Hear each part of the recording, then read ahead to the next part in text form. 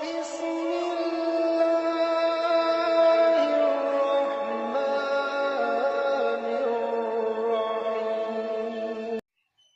alaikum, my dear students. I hope you all are fine.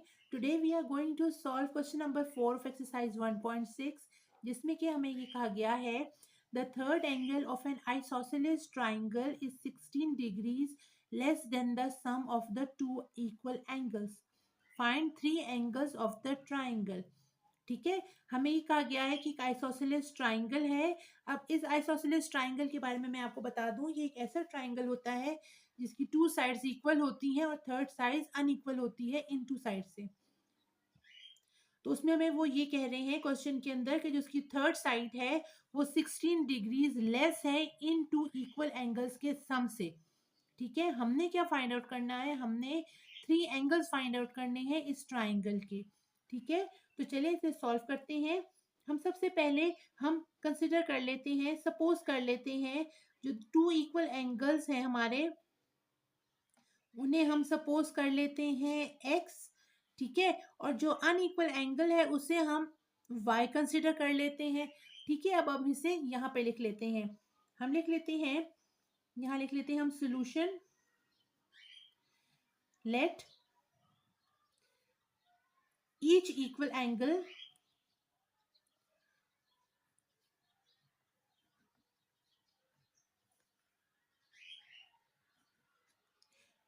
क्या है, हमने इसे सपोज किया, x सपोज किया था, वो यहाँ लिख लेते हैं। ठीक है, और हमारा जो थर्ड एंगल है उसे भी लिख लेते हैं। थर्ड एंगल को हमने क्या सपोज किया था, y, तो वो हम यहाँ लिख लेते हैं। थर्ड एंगल जो है हमारा वो आ गया y। ठीक हो गया।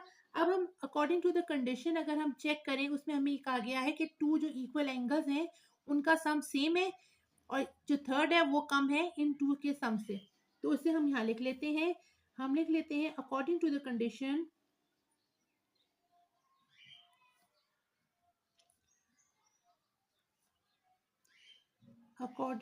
कंडीशन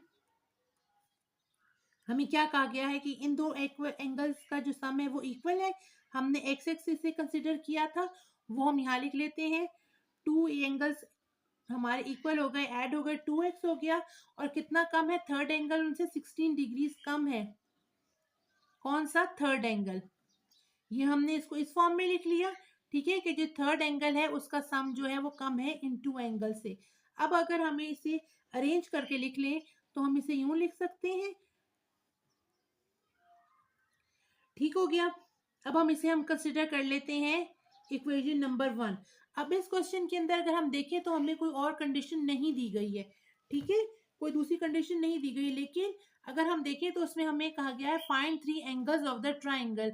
हमें पता है कि एक ट्राइंगल का जो टोटल सम है वो कितना होता है, 180 डिग्रीज होता है। तो वो हम यहाँ लिख लेते हैं। ठीक है, हमें यहाँ पे पता है कि ट्राइंगल का जो सम है,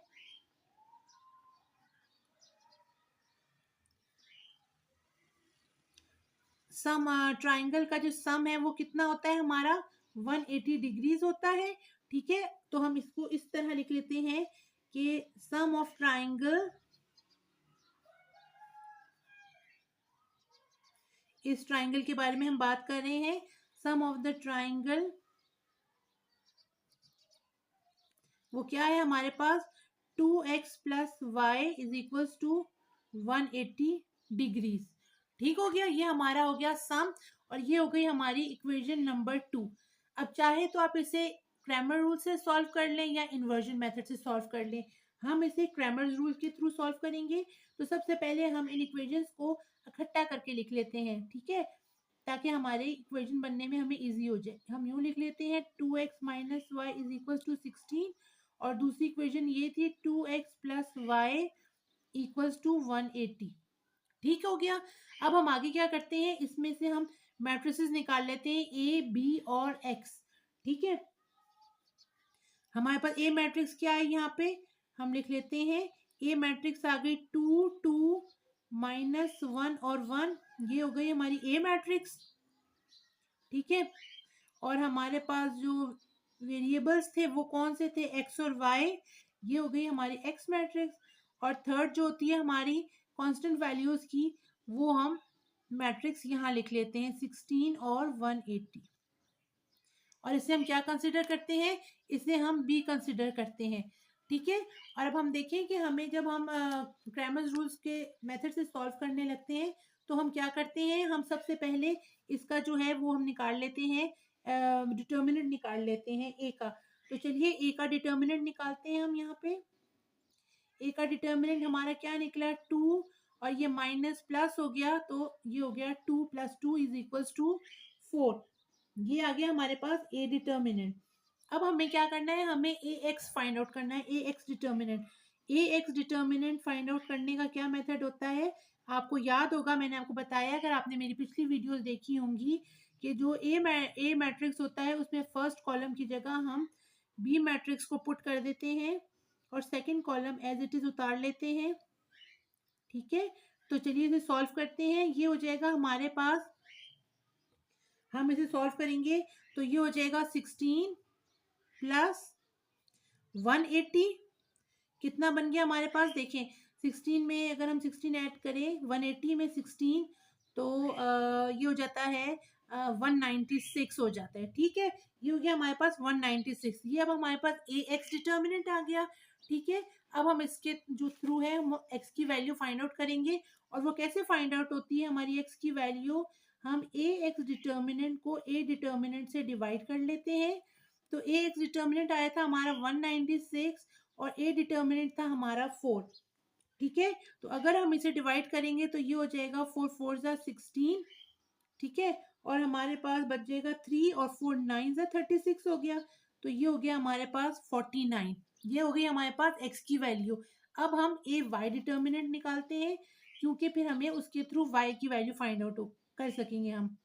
तो ए वाई डिटर्मिनेंट हम निकालते हैं, उसके अंदर हम ए मैट्रिक्स में first column as it is उतार लेते हैं और सेकंड कॉलम की जगह हम बी मैट्रिक्स पुट कर रहे हैं। ठीक है, इस तरीके से हो गई, ये हमारी वैल्यू पुट हो गई। अब हम इसको फाइंड आउट करते हैं। 2 × 180 अगर हम करेंगे तो हम इसको यहाँ पे लिख लेते हैं 2 × 180 - 16 × 2।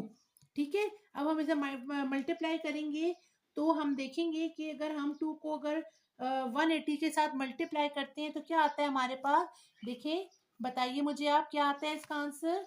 2 को अगर हम 180 से मल्टीप्लाई करेंगे तो हमारे पास आ जाएगा जनाब 320 360 सॉरी 360 आ जाएगा यहाँ पे हमारे पास।